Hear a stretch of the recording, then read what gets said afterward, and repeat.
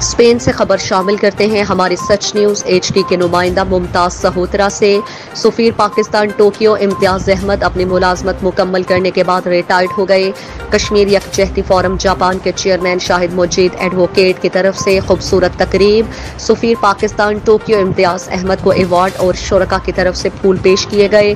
کشمیر یکجہتی forum Japan کے chairman شاہد مجید advocate کی جانب سے سفیر پاکستان ٹوکیو امتیاز احمد کے ریٹائرمنٹ کے موقع پر ان کے اعزاز میں دنیا بھر کی مشہور سیاحتی جگہ ٹوکیو ٹاور میں پاکستانی ریسٹورنٹ صدیق پیلس میں پروقار تقریب کا اہتمام ہوا۔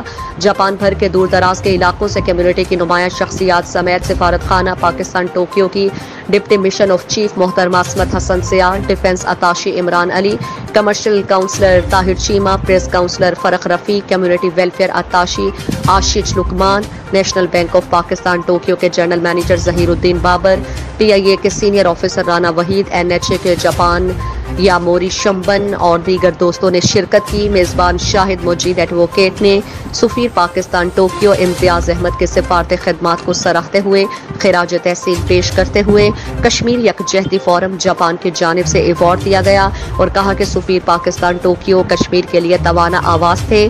جاپان میں مقیم پاکستانی ان کی خدمات کو ہمیشہ یاد رکھیں گے۔